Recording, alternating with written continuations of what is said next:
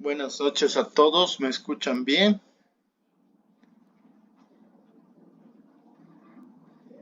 Buenas noches, licen. Sí, se la escucha. Muchas gracias. Bueno, la anterior clase habíamos visto el tema de la diferencia entre la moral versus la ética. Y ahora lo que nos compete hacer es ir viendo un poco la historia de la ética a través de diferentes etapas, ¿no? Viendo los arquetipos morales, los principios fundamentales, la necesidad de sobrevivencia y cómo a partir de la moral, que era la manera de justificar lo bueno y lo malo, es que hemos ido avanzando hacia la ética. ¿Se está viendo mi presentación? Creo que no, ¿verdad? Licen, no, no se está viendo nada. Ya, gracias. A ver si hacemos aquí una modificación. Ahora sí. Sí, licen, ahora sí. Muy bien. Entonces, cuando nos cuestionamos sobre los fundamentos, no en la ética en sí misma, lo que podemos decir es que la ética, esta decisión de decidir entre lo bueno y lo malo, nace junto con el hombre, ¿no? Porque hay una prehistoria y una ética, ya que buscábamos arquetipos morales, principios fundamentales ante la necesidad de supervivencia como la teníamos como hombres históricos.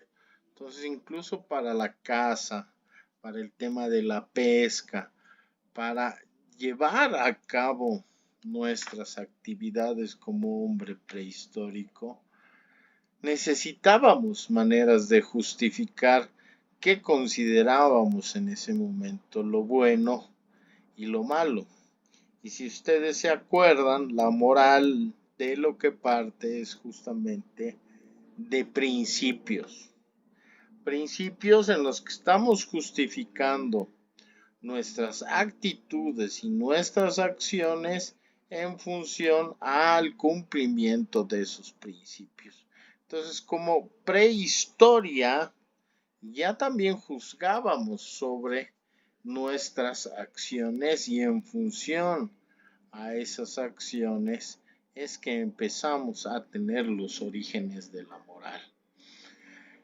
Y cuando nos ponemos a pensar sobre esta interrelación entre la moral y la ética, en realidad lo que estamos haciendo es, una vez más, así como en la prehistoria o en los otros tiempos, interpretar, justificar, analizar qué es lo justo y qué es lo injusto.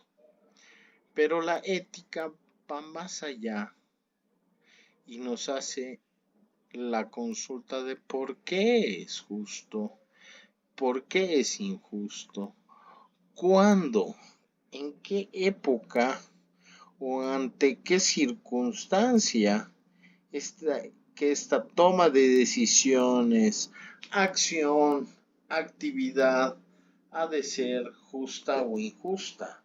Entonces va a ser la ética la que incorpore dentro del análisis otras variables para llegar a una conclusión sobre lo que es justo e injusto.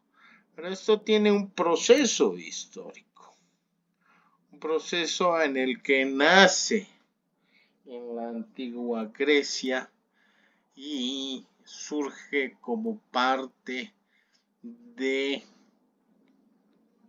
el análisis, discusión y planteamientos filosóficos de representantes como Sócrates, como Platón, como Aristóteles, que son los que, partiendo de la conceptualización y caracterización de lo que se consideraba moral a partir de nuestros usos y costumbres que iban incluso desde la prehistoria, es que ellos deciden analizar e incorporar el contexto, delimitaciones temporales, dilemas éticos que se tienen para hacer esta construcción filosófica de la ética.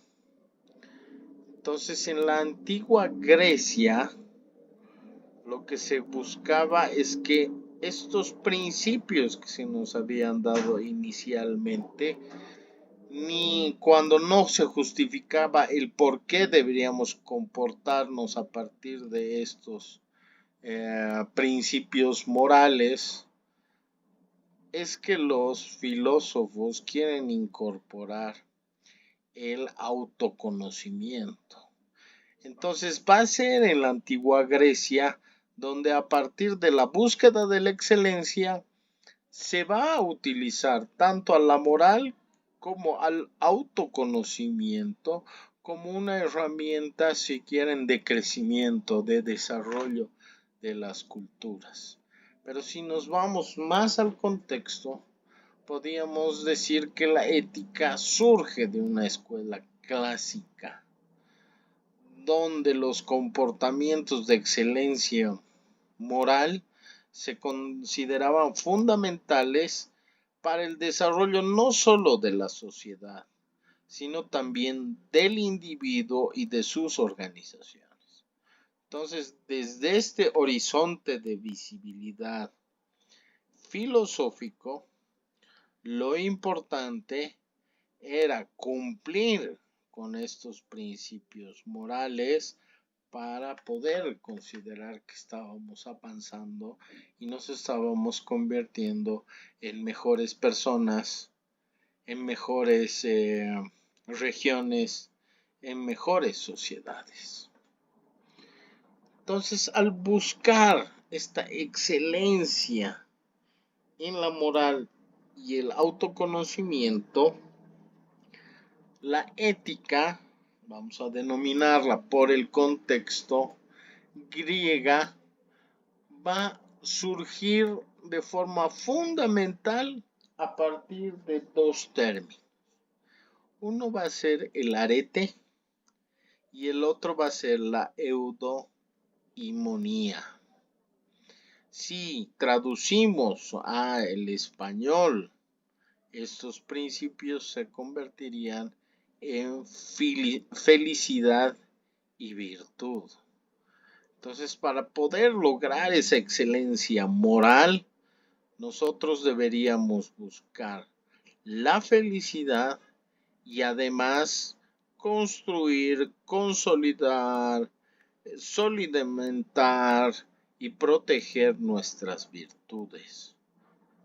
De alguna manera, entonces, es que la ética de la antigua Grecia la podríamos denominar entonces ética de la virtud.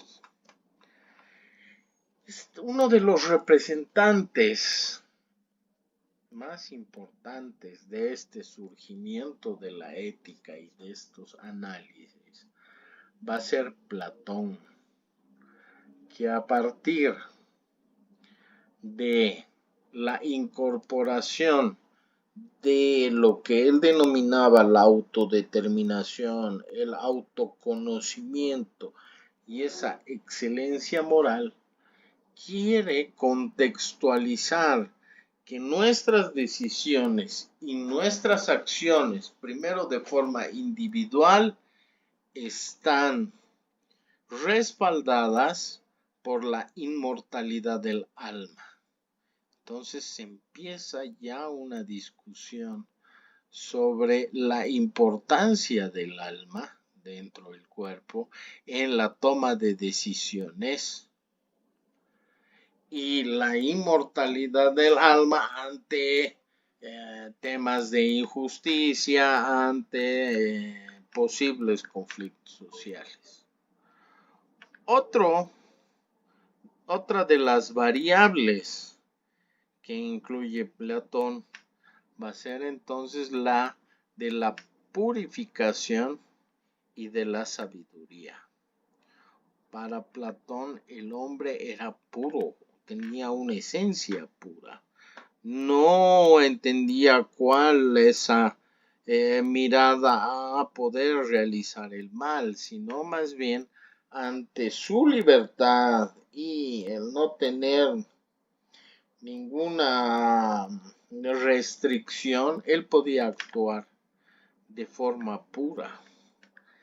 Pero además de esa pureza, es que incorpora el concepto de sabiduría.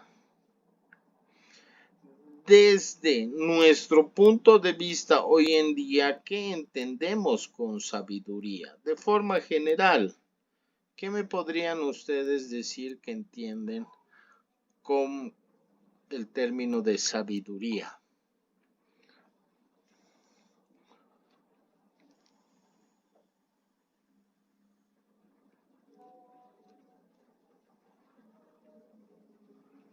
Aquella persona que vivió mucho, Licen, que vivió experiencias y a través de ellas nos enseña. Has dicho una cosa muy importante. Es no solo el conocimiento, sino también la experiencia. Muy bien. Y además de la experiencia, ¿qué más diríamos que implica la sabiduría? Puede ser, licenciado, la toma de tomar decisiones de manera prudente. Perfecto, excelente. Pero ahora vamos a decir que esa toma de decisiones de forma prudente es el tener un buen juicio. Entonces vamos a incorporar en este concepto de sabiduría, primero el conocimiento, que muy bien lo han detectado. Luego lo vamos a acotar con la experiencia que me acaban de decir. Y el buen juicio. Buen juicio que me va a dar la posibilidad de tomar decisiones acertadas. Entonces, desde el punto de vista de Platón, ¿ustedes qué consideran que era más importante? ¿Ser inteligente o ser sabio?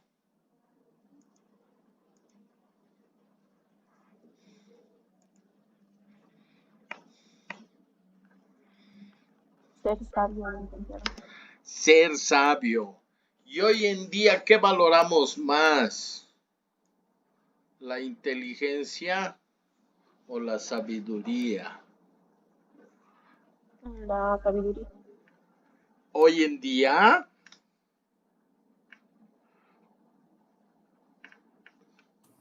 La inteligencia, Licen. la inteligencia. Entonces ahí estamos entrando en una contradicción con nuestros filósofos clásicos griegos, porque ahora lo que se admira de una persona es la inteligencia, más volcada al conocimiento.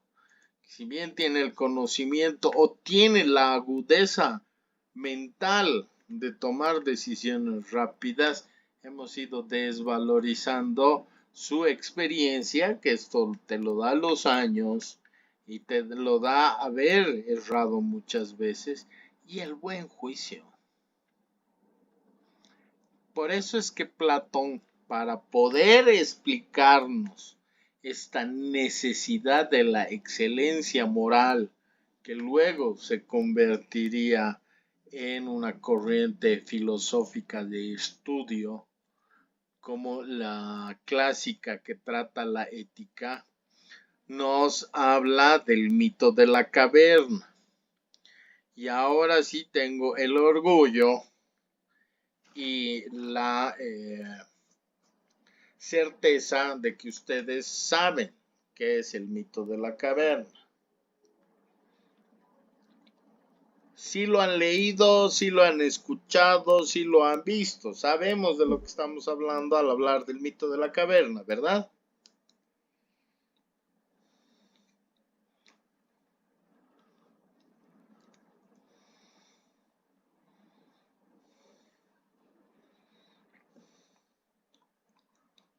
¿O quieren un repaso del mito de la caverna? Un repaso, por favor. Pero ustedes sabían, yo pensé que sabían. Ya, hagamos un repaso. Me van a avisar si se escucha y si se ve bien, por favor. Pero es más repaso que otra cosa. A ver. Listen, pero hemos visto el video. Pero no ¿no? ¿Cómo te comportarías? Les doy la bienvenida y les comento que hoy veremos cómo considera Platón la justicia. Ya, ¿quiénes? Sí, yo sé que lo hemos visto. ¿Quieren volver a verlo o no? Consensuemos. Seamos sabios. Más que prudentes. ¿Quieren volver a verlo? ¿Sí o no? Eso quiero saber. O escucharlo en realidad. Más que verlo.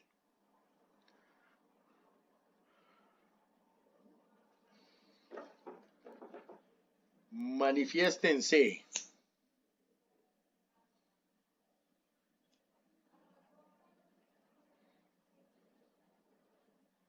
Porque estoy preparada para ambos casos.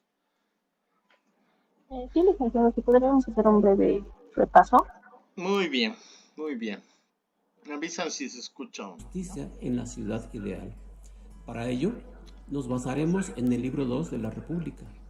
En este diálogo, Glaucón y Adimanto, hermanos de Platón, desafían a Sócrates a demostrar que la justicia es un bien en sí mismo y no por sus consecuencias.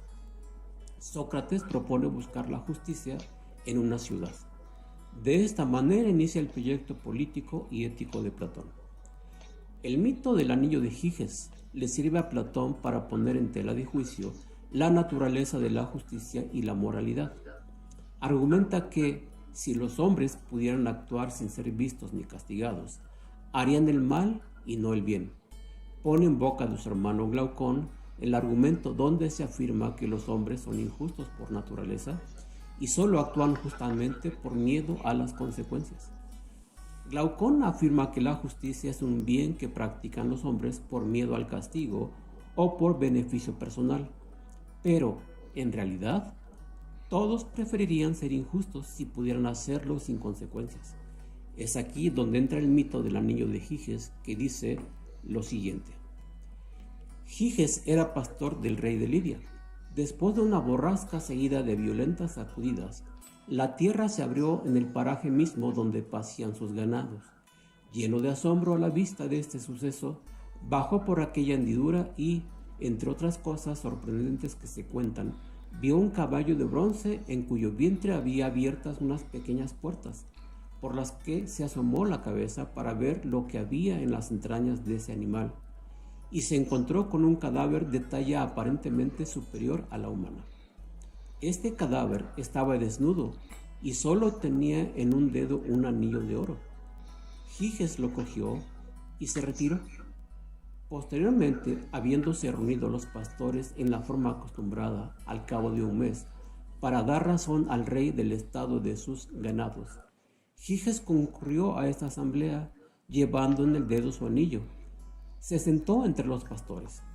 Sucedió que, habiéndose vuelto por casualidad la piedra preciosa de la sortija hacia el lado anterior de la mano, en el momento Giges se hizo invisible, de suerte que se habló de él como si estuviera ausente. Sorprendido de este prodigio, volvió la piedra hacia afuera y en el acto se hizo visible. Habiendo observado esta virtud del anillo, quiso asegurarse repitiendo la experiencia y otra vez ocurrió lo mismo. Al volver hacia adentro el engaste se hacía invisible. Cuando ponía la piedra por el lado de afuera, se volvía visible de nuevo. Seguro de su descubrimiento, se hizo incluir entre los pastores que habían de ir a dar cuenta al rey. Llega a palacio, corrompe a la reina y con su auxilio se deshace del rey apoderándose del trono. Ahora bien, si existiesen dos anillos de esta especie y se diesen uno a un hombre justo y otro a un injusto, es opinión común que no se encontraría probablemente un hombre de un carácter bastante firme para perseverar en la justicia y abstenerse de tocar los bienes ajenos, cuando impunemente podía arrancar de la plaza pública todo lo que quisiera, entrar en las casas, abusar de las personas, matar a unos, liberar de las cadenas a otros y hacer todo lo que quisiera con un poder igual de los dioses en medio de los mortales. En nada diferirían, pues, las conductas del uno y del otro. Ambos tenderían al mismo fin y nada probaría mejor que ninguno es justo por voluntad, sino por necesidad. Y que el serlo no es un bien para él personalmente, puesto que el hombre se hace injusto tan pronto como cree poderlo ser sin temor. Y así los partidarios de la injusticia concluirán de aquí que todo hombre cree en el fondo de su alma, y con razón, que es más ventajosa que la justicia, de suerte que, si alguno, habiendo recibido un poder semejante, no quisiese hacer daño a nadie, ni tocar a los bienes de otro, se le miraría como el más desgraciado y el más insensato de todos los hombres. Sin embargo, todos harían en público el elogio de su virtud, pero con intención de engañarse mutuamente y por el temor de experimentar ellos mismos alguna injusticia. Fin del mito. Este mito le sirve a Platón para introducir su teoría de la justicia como virtud del alma y de la ciudad. Sostiene que la justicia es un bien en sí mismo, cuyos frutos son felicidad y armonía para el individuo y la sociedad. Compara el alma con la ciudad y muestra que ambas tienen tres partes: la racional, la irascible y la concupiscible.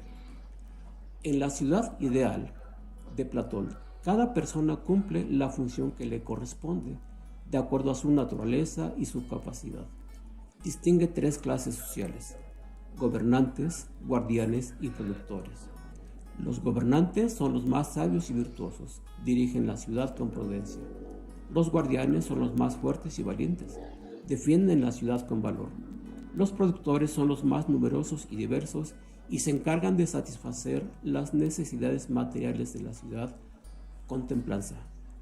La justicia consiste en que cada clase haga lo suyo y no interfiera en la de las otras. ¿Qué te parece este mito del anillo de Giges? Repito la pregunta: si tuvieras la oportunidad de ser invisible, ¿de qué manera te comportarías?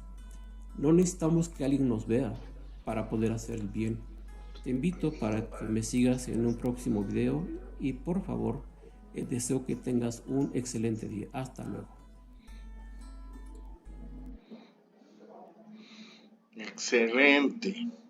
Entonces, lo que nos plantea aquí Platón no es precisamente el mito de la caverna, sino como que nos da una segunda parte del análisis a través de otro cuento que es del anillo de Giges. ¿Tienen alguna pregunta sobre el anillo de Giges? ¿Quieren que les aclare algo? ¿No se ha escuchado bien alguna parte? Y a partir de eso les quiero hacer algunas preguntas.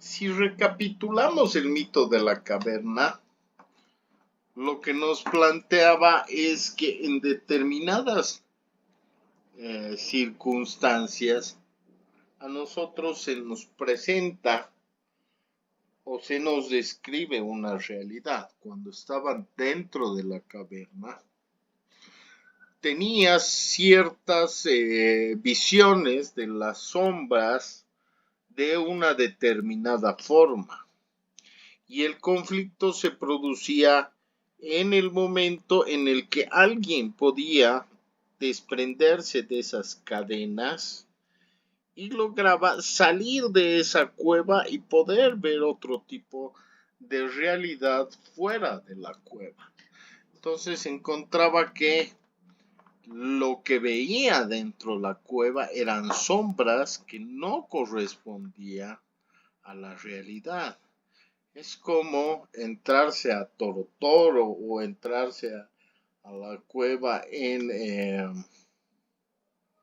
me he olvidado el nombre. ¿Dónde tenemos cueva en La Paz? En la parte de Sorata.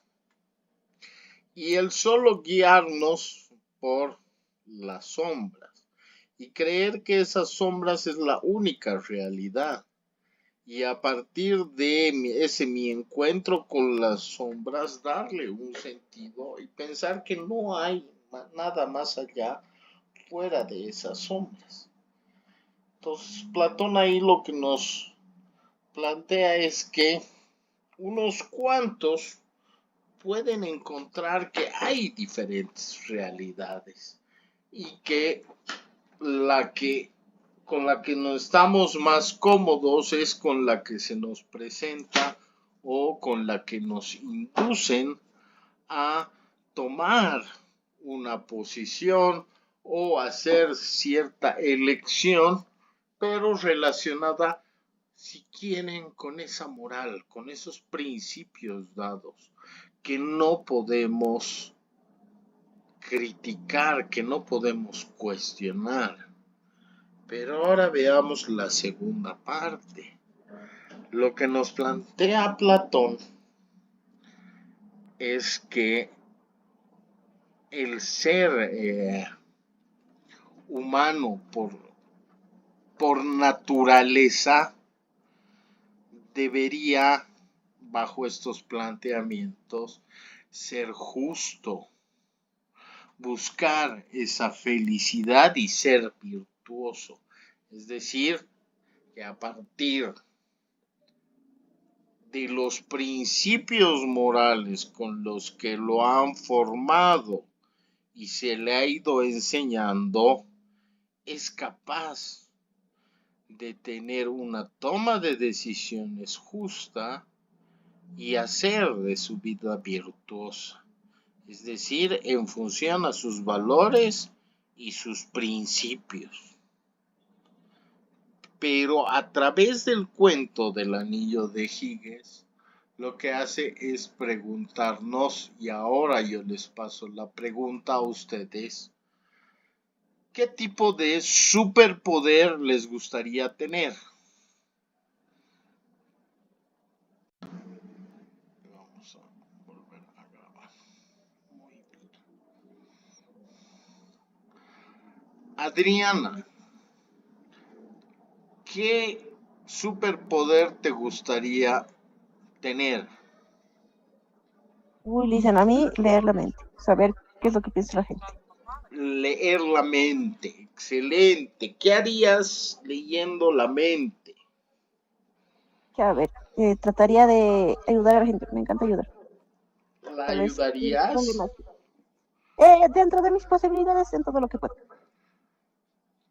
Ya, pero lo que me preocupa es que debería haber algún mecanismo de poder diferenciar qué mente vas a leer, porque imagínate que puedas leer la mente de todos al mismo tiempo. Sufrimientos, llantos, felicidad, posibilidad de engaño, o vas a saber todo. Ese sería mi superpoder. Vería si lo usaría a mi beneficio o no. ¿Lo usarías a tu beneficio? Algunos, dependiendo de quién se trate.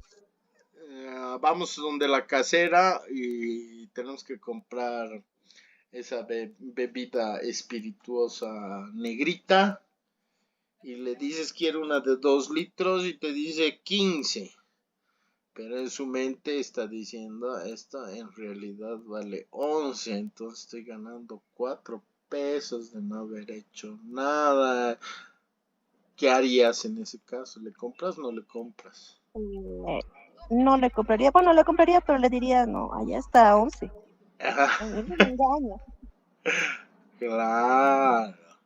Entonces lo usarías para tu beneficio. Muy interesante. Sandra, ¿tú qué superpoder te gustaría tener?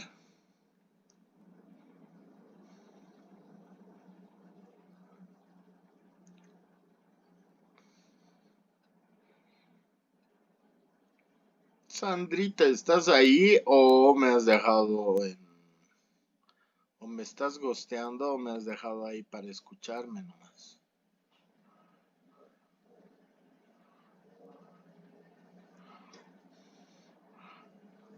Sandra, no estás.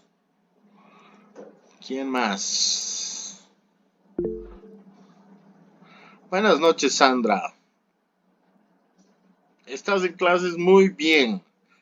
¿Qué superpoder te gustaría tener? No importa que me lo pongas por escrito.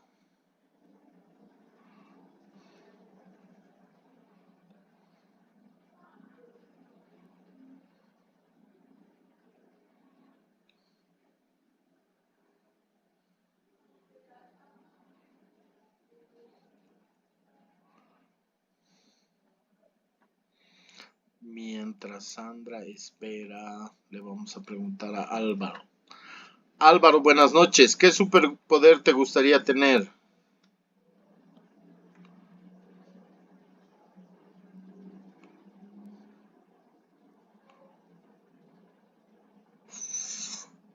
Álvaro, ¿estás ahí? Vamos a anotar.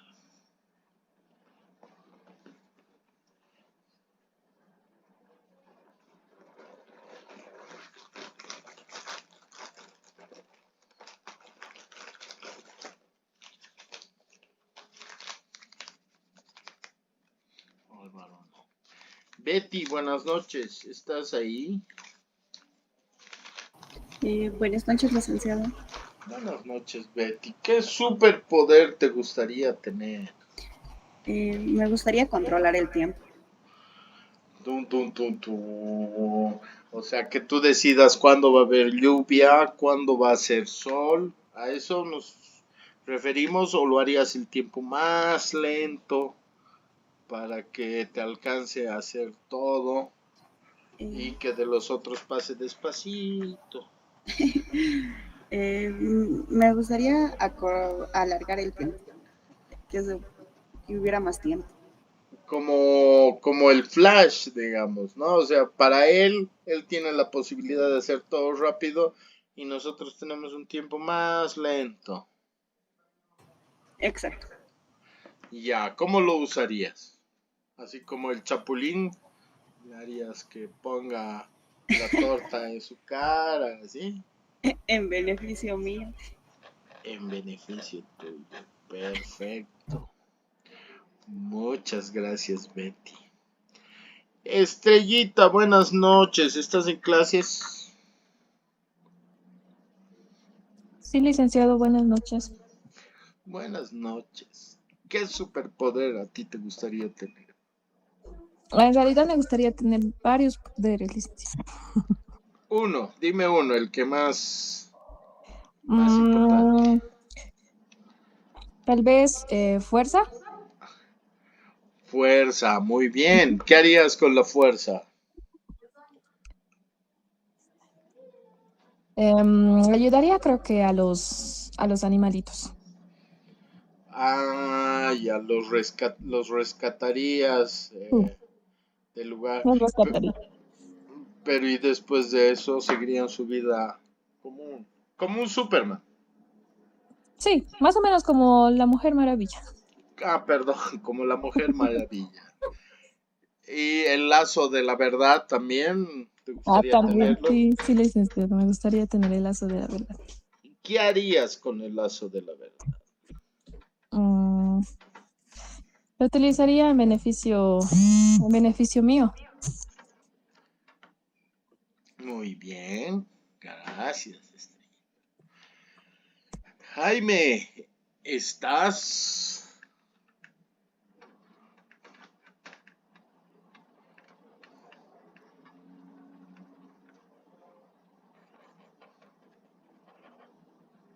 Jaime a la 1.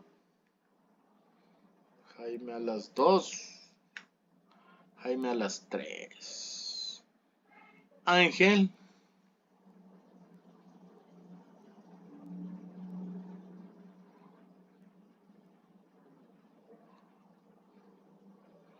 Buenas noches, licenciado. Ángela. Muy buenas noches. ¿Qué superpoder te gustaría tener?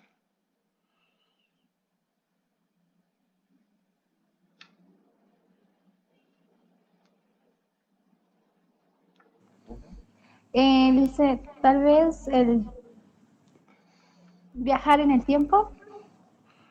Ya. Al pasado, al presente, al futuro, perdón. Al pasado. ¿Y qué harías?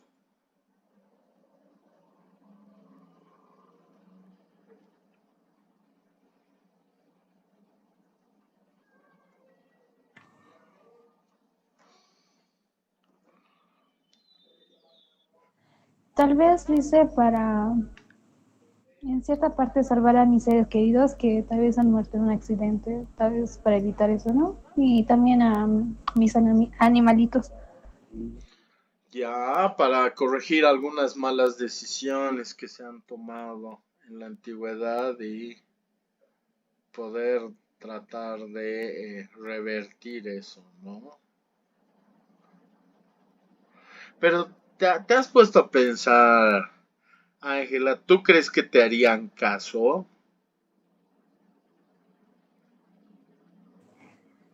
Eh, bueno, la mayoría yo creo que no, pero por lo menos lo habría intentado. O sea, imagínate, o sea, mañana, no, esta noche a las 12 aparece la Ángela del futuro y te dice, ¿sabes qué? No tomes esa decisión. No te arregles con ese chico, no te cases porque te va a pasar esto, esto, esto. ¿Le harías caso, Ángela? ¿Tú te has puesto a pensar así? ¿O le darías algunas señales, algún truco, algo para estar enteramente, eh, o sea, que sepas que realmente eres tú y que no es un sueño o que alguien no te esté engañando? ¿Estarías segura? ¿Te has puesto algunos parámetros, algunas frases para saber que realmente eres tú?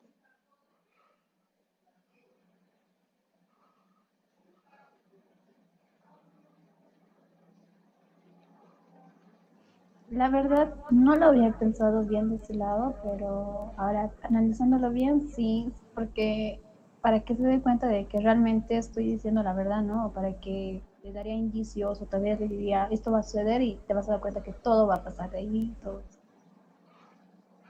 Entonces, Ángela, son estos superpoderes muy importantes. Entonces, alguna vez, en algún momento, por ahí lo logras, tú también tienes que darte mensajes en los que te convenzas de que te están viniendo a dar un mensaje correcto, que se está diciendo, que te estás diciendo la verdad y que realmente es algo que has deseado y que puede ocurrir. Incluso si es que vas a viajar a ese pasado en el que quieres cambiar ese tema, tienes que desde ahora ponerte a pensar qué indicios vas a dar para que te crean, porque eso es lo que estás buscando. Muy interesante, muy interesante. Muchas gracias. José, ¿estás ahí?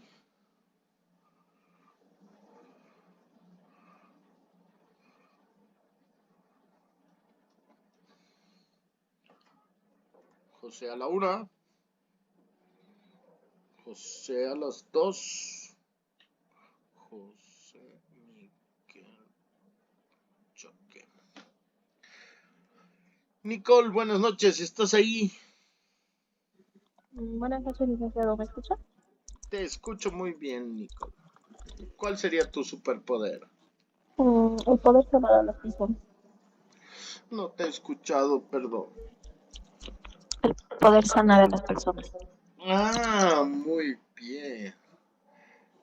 ¿Y quién te sanaría a ti, Nicole? Dios. Ah, todo super, como diría el hombre araña, el Spider-Man. Todo poder trae una gran responsabilidad y el poder sanar a todas las personas también es algo que se puede dar a través de la medicina, a través de superpoderes, pero hay que saber cómo administrarlos, ¿no? Saber a quién y cuándo sanar. ¿Te has puesto a pensar en eso? Mm, sí, en este caso sí, más que todo una experiencia para los niños que están con enfermedades terminales, a personas que, por ejemplo, a personas que han ayudado a otras personas y tienen algún tipo de enfermedad. Entonces a esas personas yo las salvaría. Excelente. Muchas gracias, Nicole. Jessica, buenas noches.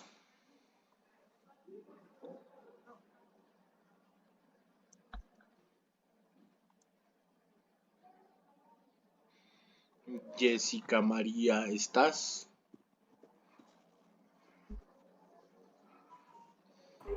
Dice, buenas noches, dígame. ¿Cuál sería tu superpoder? Mm, felices, podría ser. Ay, no se me ocurre nada, Liz. Algo tiene que ocurrir si siempre queremos tener un superpoder. Mm, ay, no sé, Liz. No se me ocurre nada ahorita. A ver, te voy a poner dos. ¿Qué te gustaría más, volar o ser invisible? Ser invisible.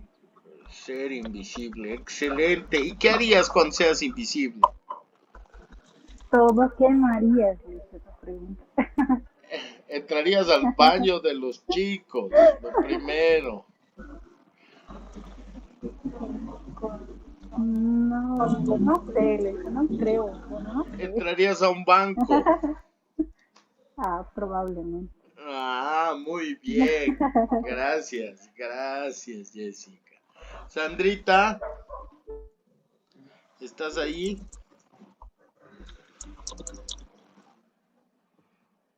Sandra Carvajal, ¿estamos ahí?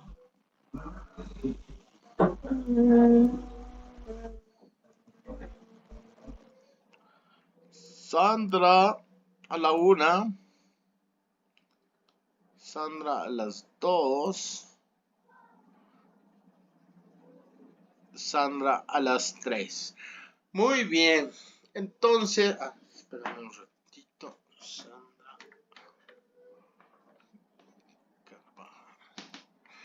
Ya. Entonces es justamente esto lo que nos plantea Platón. Platón lo que nos dice es el ser humano es bueno. Les voy a dar un ejemplo.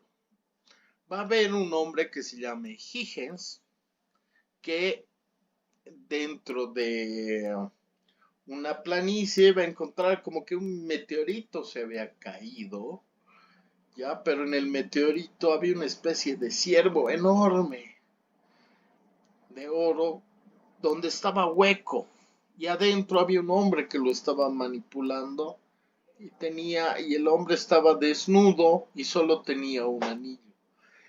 Y él viendo esa posibilidad agarra y le quita el anillo y luego escapa del lugar. Entonces hace como una especie de robo.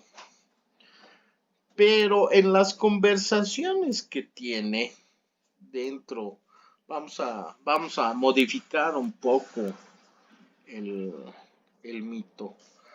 En sus reuniones con la comunidad se da cuenta que todos hablaban y no lo tomaban en cuenta, como si no estuviese. Y entonces se pone nervioso y da la vuelta el anillo. Y al dar vuelta el anillo, digamos que la piedra la pone hacia adentro y ve que no lo podían ver. En cambio, si daba la vuelta el anillo al otro lugar, ya lo podían ver. Y le pasa exactamente lo mismo que a nosotros con el superpoder. Empieza a pensar en cómo podía utilizar este poder que tenía a través del anillo en su vida cotidiana. Entonces empieza a incorporarse en ambientes de decisión política dentro de este cuento, e incluso logra en su momento quitarle el reinado al rey y quedarse con su esposa.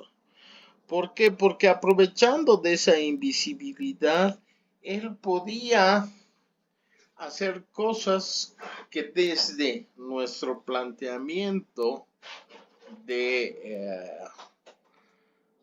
la moral y la ética podían estar mal, podían ser injustas, pero al tener la posibilidad de que nadie te vea y que nadie te culpe y que no tengas testigos, él logra, incluso terminando el mito, convertirse en rey y contraer nupcias o quitarle, digamos, la mujer al rey en ese momento. Entonces, el planteamiento, al igual que en el mito de la caverna, con el anillo de Higgins en este caso, lo que nos quiere decir es que el hombre en sí,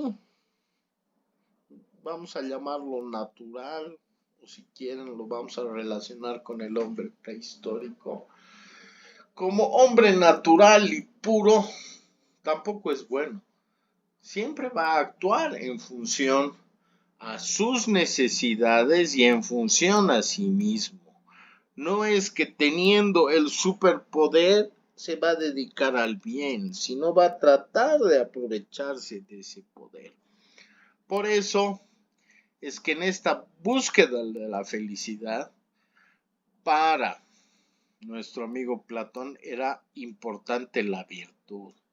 Es gozar de estos valores.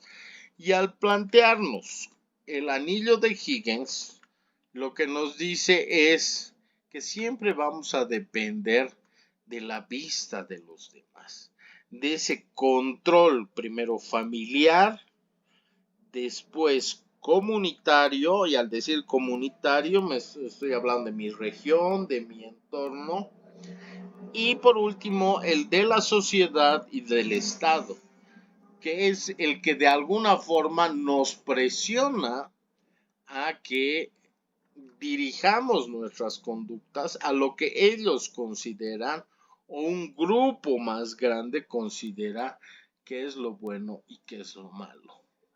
Entonces, yo he visto que en estos planteamientos del anillo de Higgins, estamos hablando de Platón, estamos hablando de la antigua Grecia, estos relatos y estas comparaciones se viven hasta el día de hoy. Una de las películas más importantes es El Señor de los Anillos, que si bien ha transformado un poco el relato de este mito, en esencia se trata de lo mismo. Es la obtención del poder. Entonces, ya no es un superpoder como el de Superman, como el del viajero del tiempo, como el del hombre invisible, del hombre araña, sino buscamos el poder a través de componentes económicos, políticos, sociales, o como los habíamos visto en Occidente, ¿no? El del placer, el del poder y del éxito.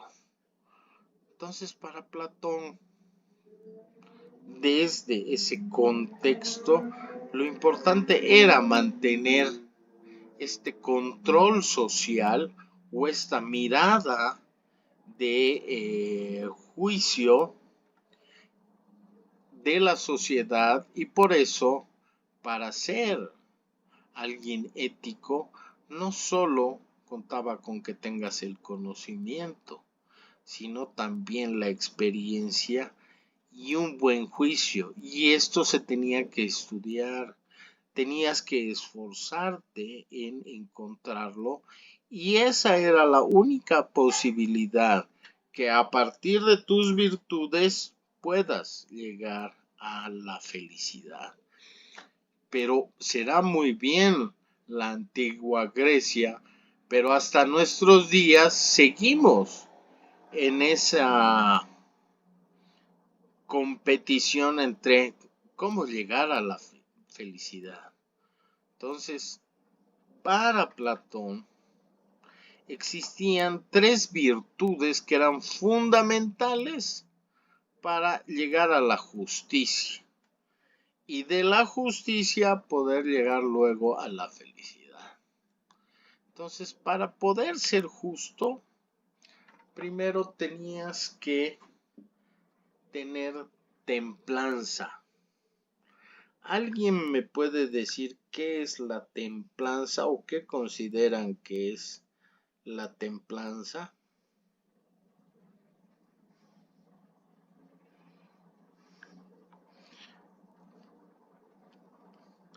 Es una carta de tarot. Excelente, muy bien, puede ser una carta de tarot.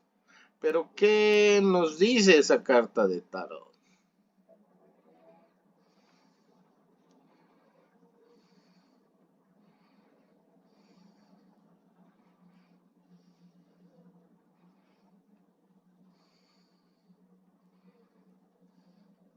Les puedo dar ejemplos, pero ustedes después me dicen de qué se trata. Por ejemplo, estás riendo todo el tiempo y tu abuelita te dice, no rías tanto, después vas a llorar. Y de alguna forma es cierto.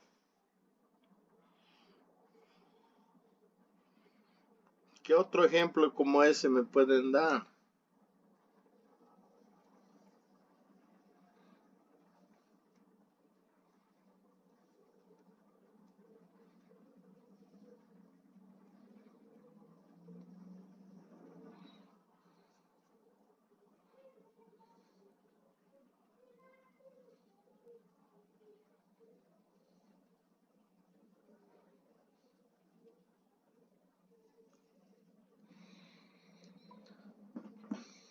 No tengo carnet de estudiante, pero le digo al chofer que soy estudiante, y como estoy con mi mochila siempre me creen.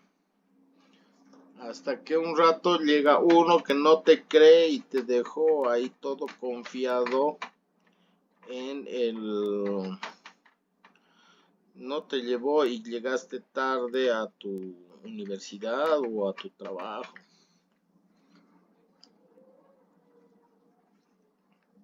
¿Qué concepto le podríamos dar a la templanza?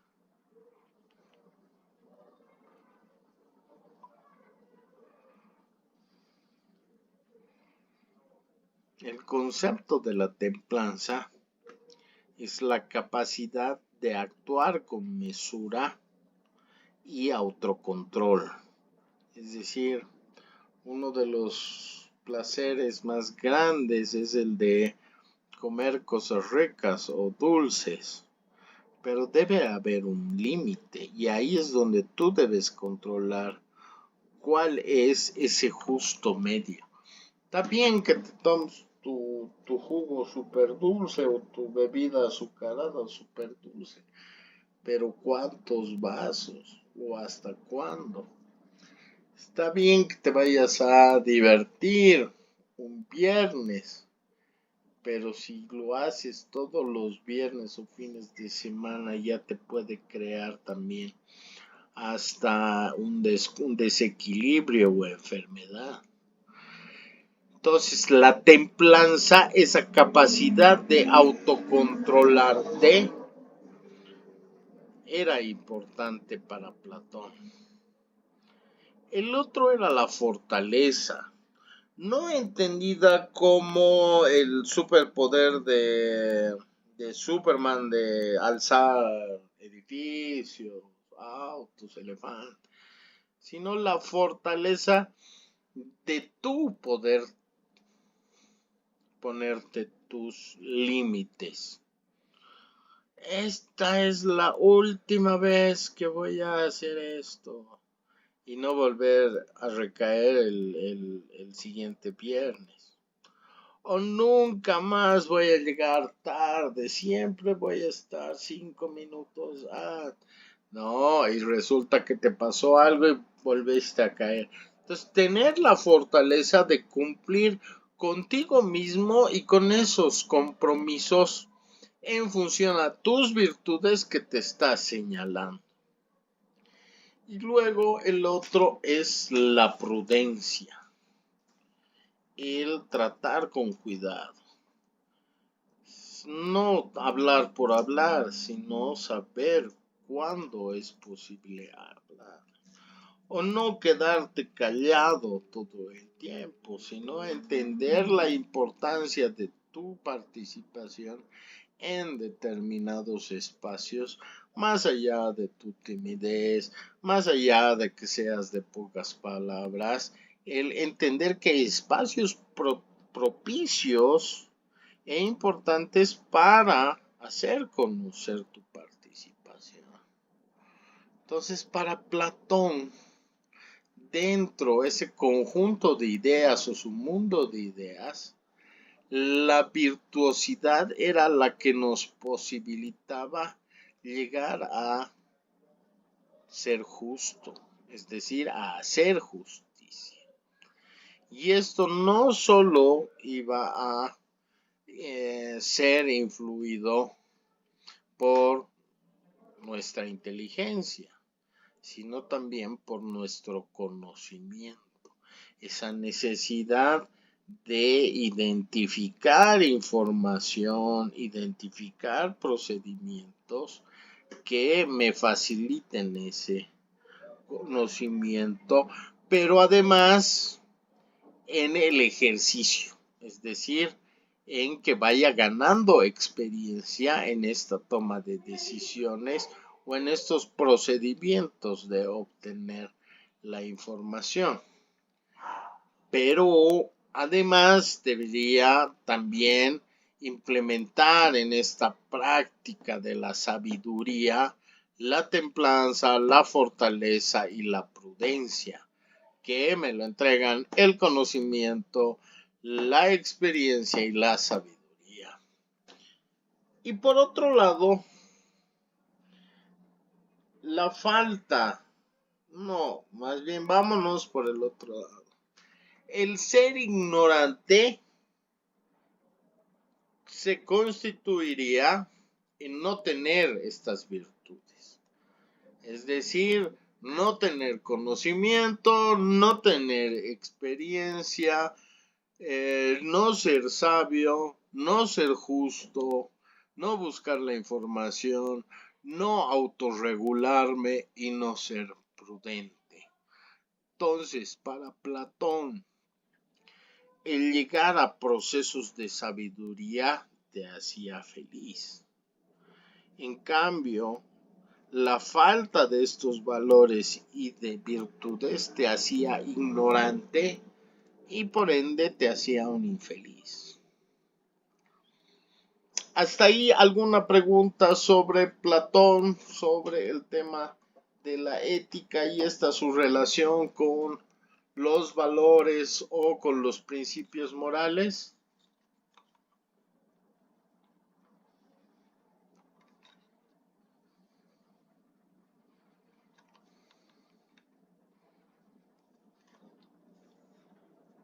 Alguien que me diga sí, alguien que me diga no, si no quieren que vuelva a preguntar uno por uno.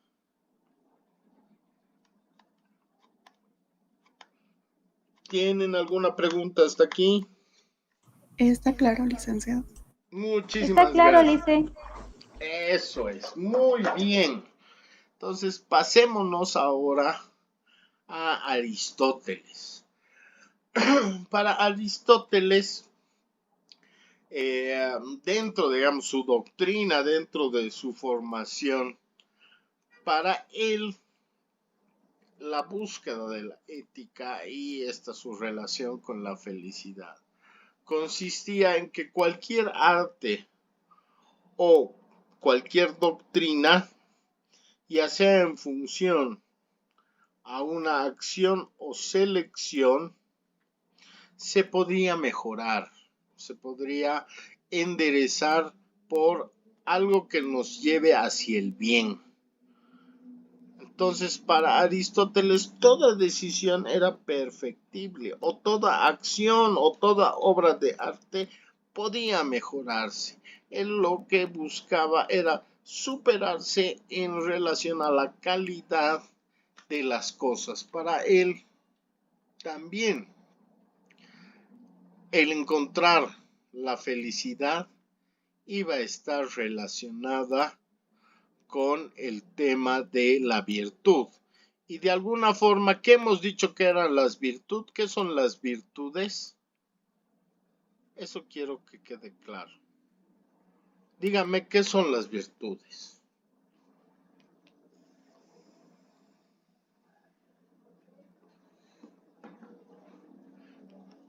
Me interesa saber si ha quedado claro qué son las virtudes o con qué las podemos relacionar.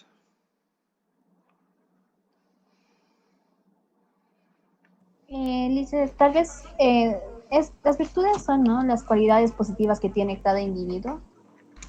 Muy bien, y estas cualidades positivas, si las venimos a traer a nuestro tiempo, ¿qué les llamamos ahora?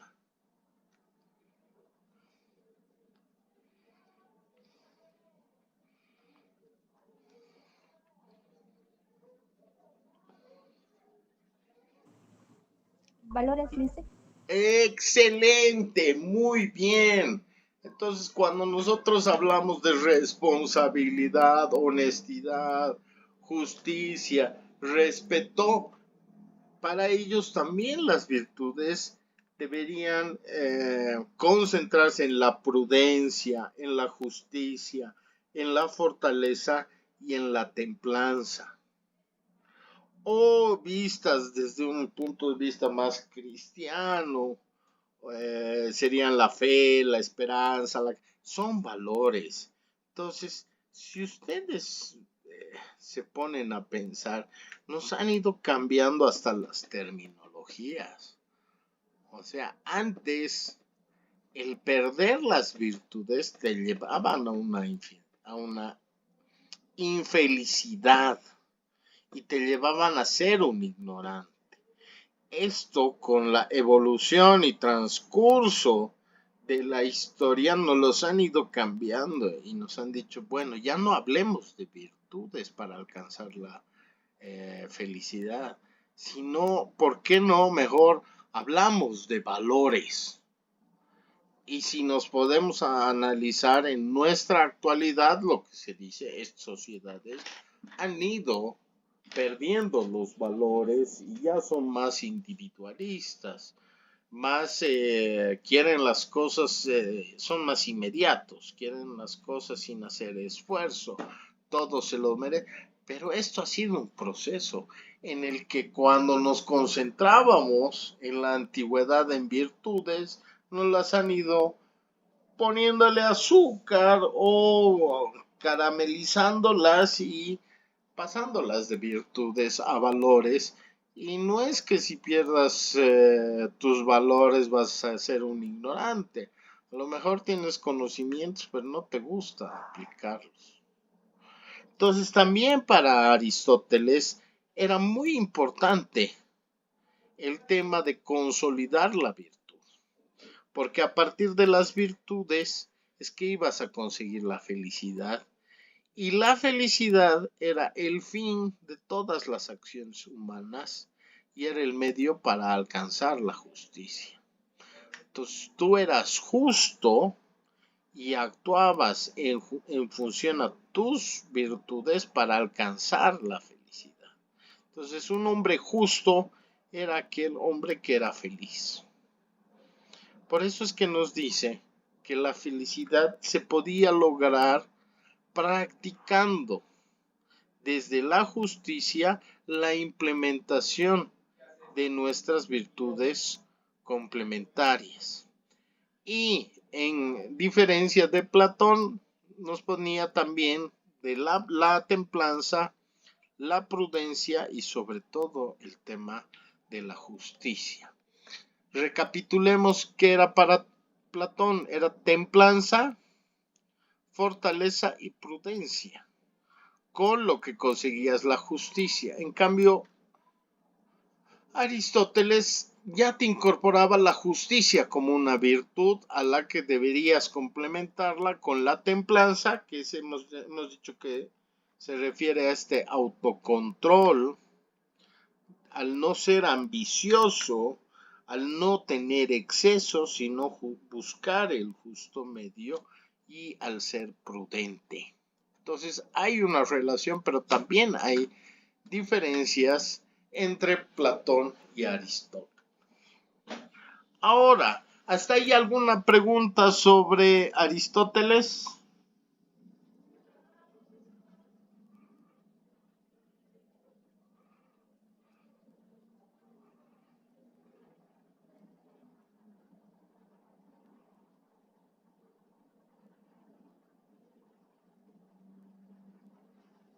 No, entonces pasemos a Sócrates. Para Sócrates, el tema de la felicidad consistía en hacer el bien, pero para hacer el bien había que saber qué es el bien. Entonces se le conocía a su ética como una ética de la convicción, ya que para hacer el bien, lo que nos está planteando es que lo importante es tener conocimiento. O sea, es ser una persona conocedora de conceptos, de circunstancias, más que ser prudente, más que ser justo, más que autorregularse en sus emociones, en sus gustos, en sus placeres. Lo que él debería era conocer la verdad, pero es mucho más difícil conocer la verdad desde el punto de vista de lo que Platón en su momento nos hablaba del mito de la caverna. Pueden existir diferentes verdades y dependiendo quién sea el que está expuesta a estas, puede creerlas e incluso perder la vida en su búsqueda. Entonces, ahí estaba la discusión de la ética y de la felicidad. Y empiezan a haber corrientes como la del helenismo, donde también te hablaba que la felicidad se constituía en el centro de las acciones humanas. O sea, que al final todos lo último que buscaban a partir de sus acciones era lograr ser felices. Y para poder tener esta felicidad era importante ejercer la justicia en el medio justo. Pero sin embargo, en esa búsqueda de la justicia, el placer, ya visto desde un punto de vista también actual de valores occidentales, era alcanzar un propósito.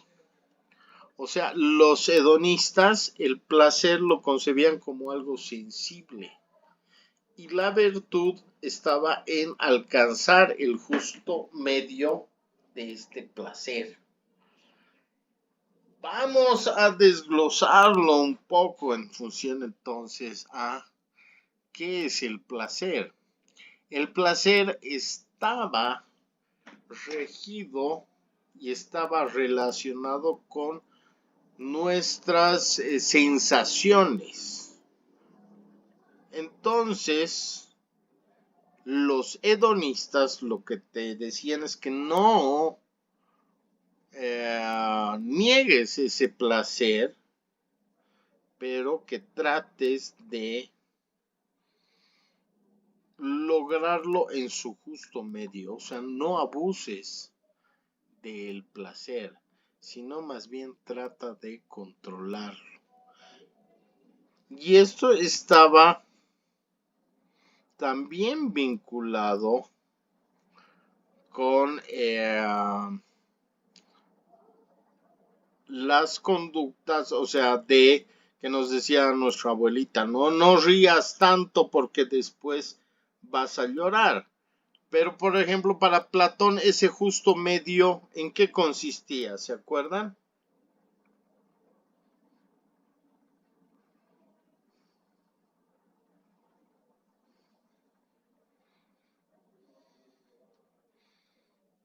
Se van a acordar, es la templanza. El justo medio, el controlar tu placer, el no excederte en los placeres, va a ser el justo medio, que desde el punto de vista de Platón es la templanza y de Aristóteles es el justo medio. Entonces después nos vamos a encontrar con que para el helenismo la búsqueda del placer está bien, solo que busque su justo medio. En cambio, para Platón y Aristóteles, si recapitulamos los slides anteriores, no todos los placeres eran buenos, sino los verdaderos placeres deberían estar guiados por las virtudes, es decir, por la razón y por la virtud. Ahí entonces ya empezamos a tener filosóficamente diferentes puntos de vista y diferentes tratamientos sobre la justicia, la felicidad y el placer. Para los epicureístas, el placer iba a consistir en otra cosa. Era en alcanzar la tranquilidad de tu espíritu. No se trata de un justo medio, ni se trata de tener templanza, sino de encontrar ese placer, saborearlo, disfrutarlo, siempre y cuando te genere una tranquilidad de tu espíritu. Un exceso de viernes por la noche me traerá una tranquilidad de espíritu.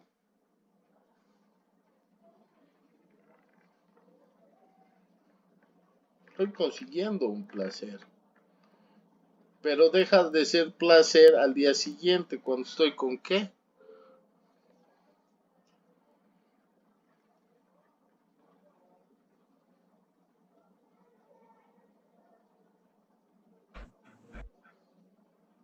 Exactamente, con eso. ¿Qué le decimos a la resaca? Si tienes yaqui y delirio de persecución, ya no tienes tranquilidad de espíritu. Entonces, sí hay algunas similitudes en los análisis, pero cada quien plantea a partir de su enfoque qué es lo que entienden por placer. Por ejemplo, para el estoicismo, la felicidad, la búsqueda del placer, estaba más relacionada con el respeto a la naturaleza.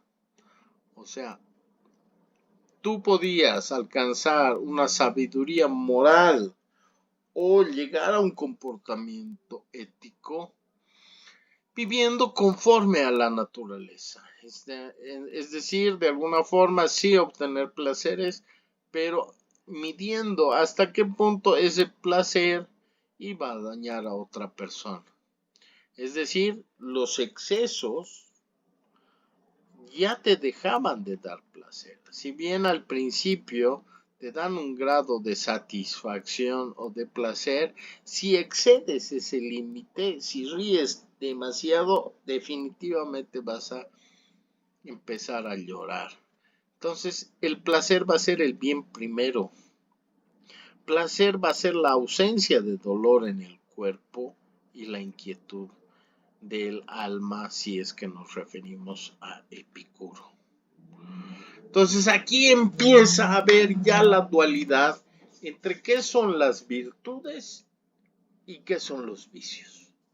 Virtudes, estos filósofos nos van a empezar a identificar a la justicia, a la sabiduría, a la valentía, entendida también desde Platón como fortaleza, pero sobre todo al de buscar tu justo medio, al de poder controlar tus excesos en la consecución de los placeres, como temas o virtudes, seamos redundantes, en la búsqueda de la felicidad, pero sobre todo eran los planteamientos que te iban a justificar la ética griega.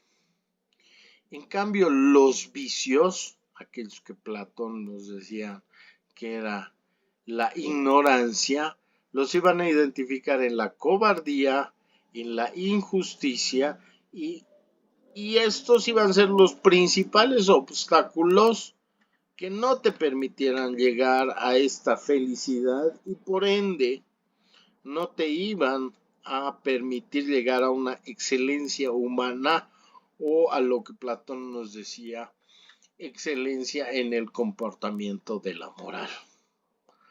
Ahora, esto ha ido cambiando durante ese proceso histórico, llegando al tema de la ética en la Edad Media, donde nos vuelven a hablar de virtudes, pero ya no nos hablan de vicios, sino nos hablan de pecados, porque en la Edad Media, esta de donde tiene mayor presencia la religión, la ética va a estar basada en la teología, en el estudio de Teo, Dios, Logos, estudio. Si bien iban a tener una menor influencia de los filósofos como Aristóteles, Agustín de Hipona, lo que te planteaba esta tendencia teológica era buscar el equilibrio entre el bien y el mal, basado en esa noción del control de Dios. Entonces iba a cambiar y ya no se iba a confrontar la virtud con el vicio, sino a partir de la imposición de la Iglesia se iba a hablar de la pelea entre las virtudes y el pecado. Entonces la Iglesia católica, con su influencia sobre todo en esta sociedad medieval, lo que aprovecha es los planteamientos éticos para ponerles una envoltura de teologismos, dictando ellos ahora sus propias normas morales y éticas. Entonces, debemos contextualizar y acordarnos que en estos entornos la guerra y la pobreza eran realidades constantes y obviamente iban a impactar en la visión de la ética. Por eso es que autores como Benedicto XVI, lo que te van a decir es que la decisión de la mayoría no va a resolver la cuestión de las bases éticas del derecho y las cosas van a ser irrevocablemente justas. En ese momento, incluso se podía decir que la voz del pueblo no necesariamente era la voz de Dios, sino era la que te implantaba la iglesia en ese momento. Entonces se empieza a relacionar lo medieval con esta pelea entre la fe y la razón. Principios éticos, entonces, para esta nueva mirada ya envuelta en la teología, iba a ser la fe, la esperanza, la caridad, la justicia y la castidad. La voluntad humana, entonces, con representantes como Santo Tomás de Aquino, nos iba a decir que esta voluntad, de esto que discutíamos con Aristóteles, con Sócrates, con Platón, dejaba de tener esa fortaleza porque la voluntad humana, por eso es que estamos empezando a cambiar incluso de conceptos de virtud a valor, es que debería estar sometida a 3 órdenes. Primero, tu propia razón. Si quieres, ese autoconocimiento del que habíamos hablado con Aristóteles. Pero después estaban las órdenes del gobierno humano, que es el que ellos ayudaban a estos reinos, a estos gobernantes, para luego pasar a gobiernos espirituales o gobiernos temporales. ¿Por qué espirituales? Porque en su momento la iglesia también gobernó, ya sea de forma conjunta con determinados reinos o en otras hacía como entre estos vacíos en los que se perdía un reino, ellos dedicarse a administrar hasta que aparezca un nuevo reino. Y como tercer punto, el decir que la voluntad humana y las decisiones de los seres humanos deberían estar sometidos al orden universal, es decir, al gobierno de Dios. En otras palabras, en función a lo que ellos interpretaban como que era lo que Dios hubiera dicho a través de los documentos como la Biblia y demás, que son interpretaciones. En este mismo trayecto, entonces, luego de lo medieval, la ética y la religión van a empezar a consolidarse en dictar normas de moralidad, a ser influenciadas por la teología y también con la escatología, pero los que van a tomar el poder para decir qué es ético, qué no es ético, qué es moral, van a ser los espacios religiosos, donde incluso te van a presionar a decir la verdad, porque si no Dios te va a castigar a partir de la confesión. Y a partir de esa confesión que declares que te has arrepentido incluso de cosas que no has hecho, porque ya son prácticas que están desde su punto de vista. Entonces aquí la violencia empieza a tener una relación con la injusticia. Al ser algo injusto, yo podía aplicar una política de justicia.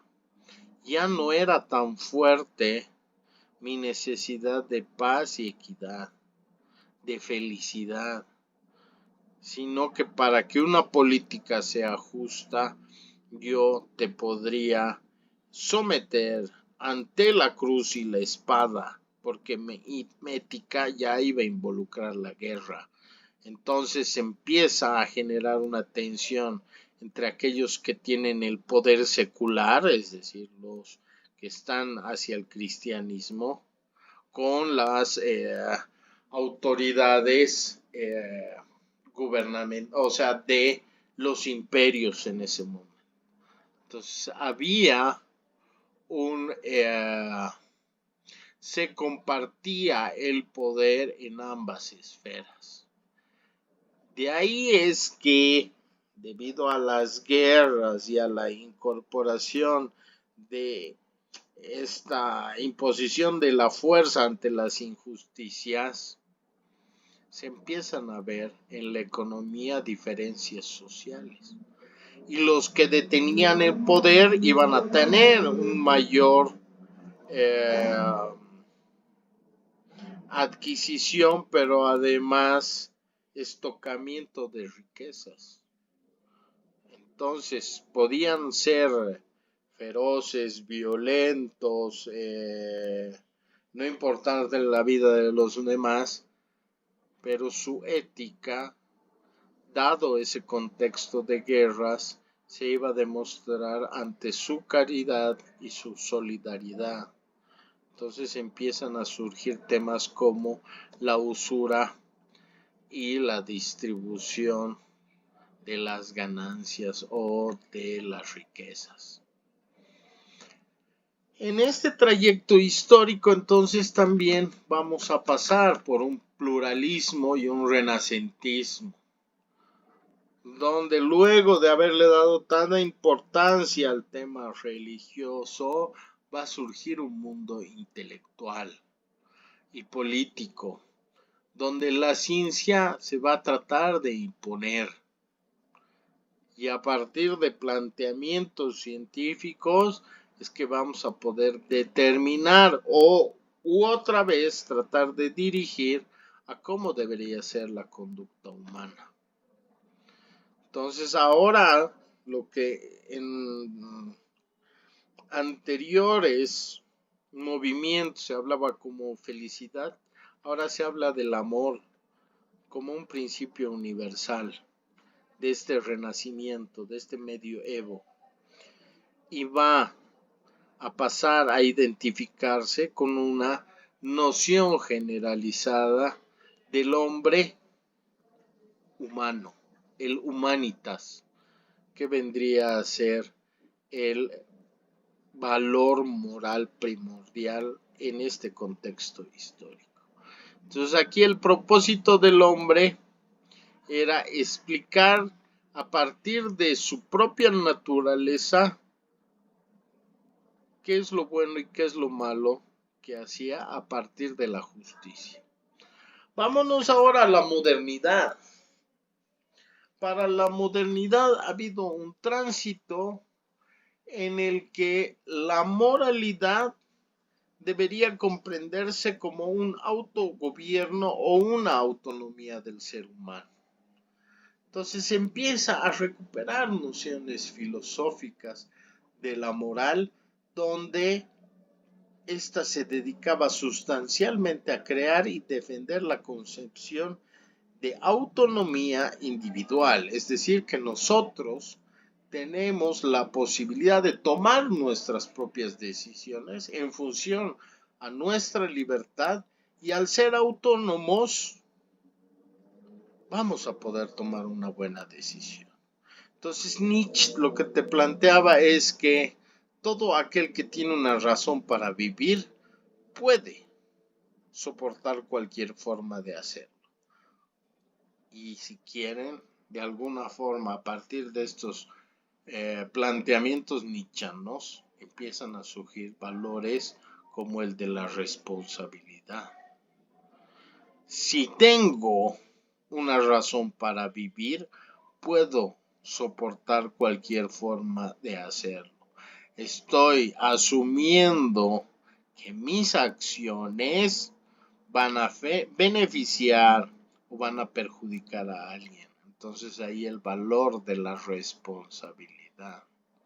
O planteamientos como el de Kant, donde te habla que mientras tú uses el criterio de humanidad, tanto en tu persona como en cualquier otro, el fin siempre va a ser buscar esa justicia media, el justo medio. Es decir, estamos recuperando el tema de la templanza y el equilibrio de Aristóteles en ese momento y de Platón. Entonces Kant lo que va a defender es la libertad del ser humano y va a decirnos que la moralidad se desprende de la naturaleza humana. Otra vez volvemos a ese conflicto que nos decía Platón. ¿Será que el ser humano es bueno por esencia natural o es que necesita que lo vigilen para tratar de optar por el bien? Entonces, estos neofilósofos te van a plantear entonces que la ley moral no es una exigencia de hacer el bien a los demás, sino el tener un autocontrol y incorporar una vez más el tema de conocimiento. Entonces lo vamos a llamar desde ese punto de vista ya como razón. Y Kant va a hacer un énfasis en el tema de la libertad y decir que se deben continuar haciendo esfuerzos por afirmar y explicar que todos tenemos una autonomía moral, o sea, como seres naturales podemos tomar las decisiones entre hacer lo correcto o lo incorrecto. En que los esfuerzos del primado de la comunidad, o sea, que la influencia de la comunidad en el individuo se hace parte de él y por ende también va a tener en esa su libertad de poder hacer lo que quiera, ser influido por una sociedad para hacer el bien. Por eso es que nos habla de una construcción firme, de una moral pública en la que lo que hay que obedecer son las leyes sociales.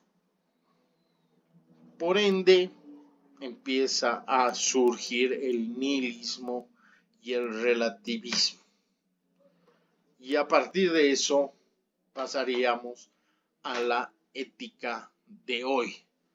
Pero tiene su complejidad y es también bastante larga. No me gustaría quedarnos a medias, por lo que les plantearía, si va a depender de ustedes, tenemos 7 minutos más. Si quieren que nos quedemos por ahora hasta aquí, continuamos el próximo lunes. Sí, licenciado, estaría bien. Para no cortar esta discusión sobre la ética en nuestros días. Entonces, les agradezco mucho y nos veríamos el próximo lunes. ¿Están de acuerdo?